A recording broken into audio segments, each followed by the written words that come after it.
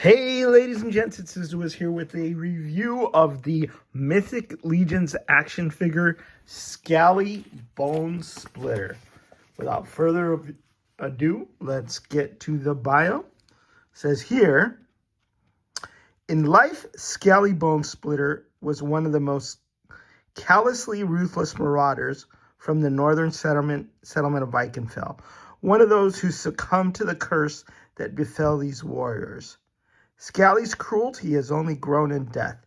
This undead dwarven fighter leads a force of skeleton raiders from the colds of Vikenfell towards the center of Mythos, where he will bring death to all who cross his path.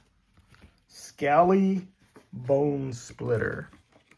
Now, before this, the only Bonesplitter I knew about was a lady named Lorena Bobbitt. If you want to know about her, you can look her up on Google. But this guy is just as terrifying because he is unequivocally evil and, out to kill. And he's fun size. He's a mini little sized. He looks like what Van Johnson would look like if he was an undead Viking warrior. So let's take a closer look at what we get with Skali Bonesplitter. First of all, we get this really, really cool shield. And that shield comes with a dwarven head on it. We've received this shield before with King Brandon, but I don't believe we'd seen it after that.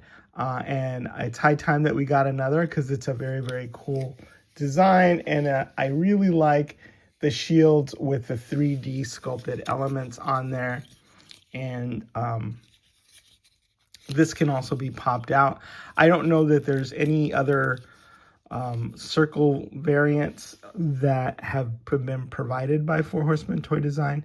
I'm sure there will be, so that those can be popped in or out. And if not, I'm sure the third-party vendors will look for those. This one comes with a clip as well as the handle, so you can have your druthers when it comes to that. He also comes with this very, very cool battle axe here and this sword, which I really like. It's a chunky, hefty sword. I love the curve on it. It's aesthetically pleasing. Love this serrated edge. I like the wash on it, so it doesn't look just bright and gleaming. It looks like it's seen some use.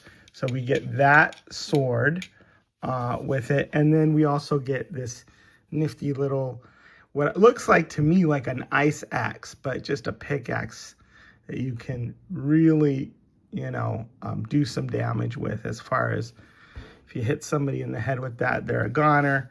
But there might be some utility if you're climbing around in a cave, or if you're mining, or if you're going up like an ice glacier in Vikenfell. I'm sure that would help as well for those purposes. In addition to that, you get 2 extra hands here.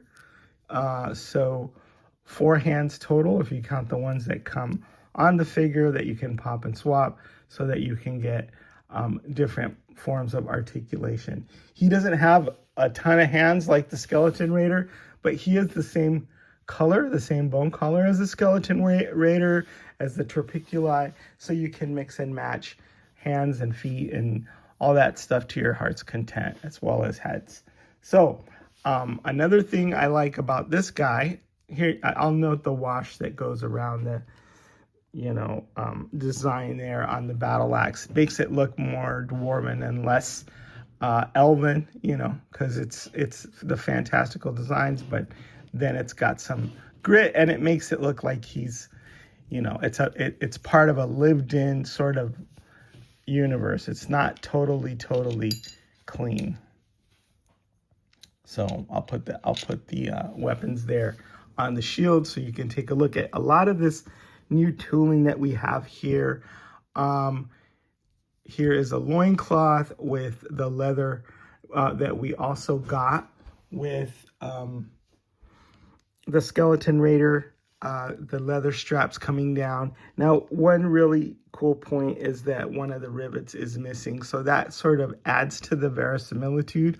Also, the fact that there appeared to be some sort of cloth right here coming down from this really fancy belt, and I like the fact that that's all ragged and torn. So basically, you know, he's been around for a while, and so, you know, his cloth has gotten tattered with time, and he's lost a rivet, and it just adds to the reality of, well, it's as real as a undead dwarven Viking warrior can be. Note the quality of the paint on the belt and the quality of the rivets and how impeccable that is, right? He's a short guy, but he's packed with detail. And you can also see that on the rivets here on the armor. I really like this blue torso.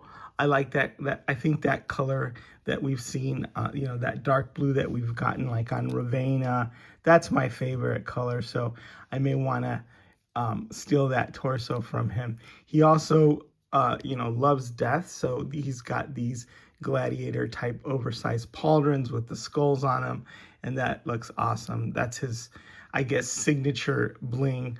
I believe that these are new dwarf legs. I'm not sure that we've gotten these before, but it looks like the proportions of the femur and the proportions of this lower armor piece are different from the regular figure, which makes, you know, which makes him a lot shorter, which is what, as he should be. His arms are a little bit long, but that also is dwarf-like, because usually dwarves have like regular sized torsos, I think, so I think those are regular sized arms. So anyway, a lot of detail there in the sculpt, a lot of detail in the paint, especially the pauldrons. This head is pretty awesome, and it's painted there with real attention to detail as well. And then, you know, you get to see the skull face. The helmet does not come off. The horns do come off, but, you know, the guy is, what, 5 foot tops? So you figure he's going to want those horns to add a few more inches of height. Then we also get a very, very cool alternate head here with the blonde beard. It's very Viking-esque. It's very, you know, it could be like a gladiator, but it's an awesome Viking or barbarian head that I think a lot of people are going to appreciate, and it's going to do a lot for pop and swappers. It's hard for me to say which head I prefer, because they're both, you know, wickedly cool. I think you can also pop these. You can pop those up. I've heard some people say that this is stuck, so I would probably have to apply some heat to move that. But I like the way they look down. I don't know if that's, you know, some paint that got in there and got that stuck, or whether or not that'll be a difficult thing to change. But you saw how easily it went up on one side and not on the other. We also get 2 belts, super duper thin belt, and then a thick sort of utility belt with the space to put the sheath in. So those 2 are welcome additions to the accessories. Another thing about these new figures that I really like is the fact that we get, instead of just everything in baggies, we get the sort of clamshell. It's got the wing adapters there. It's got that back adapter. Again, the handle, and then 2 ankle adapters in case you need to put your feet or use different feet, and they need to be of different sizes. So, Skali Bonesplitter. Let's have him do a turn there for you guys.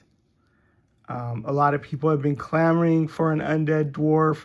You know, the Dwarven hordes are loud and the Dwarven hordes are enthusiastic.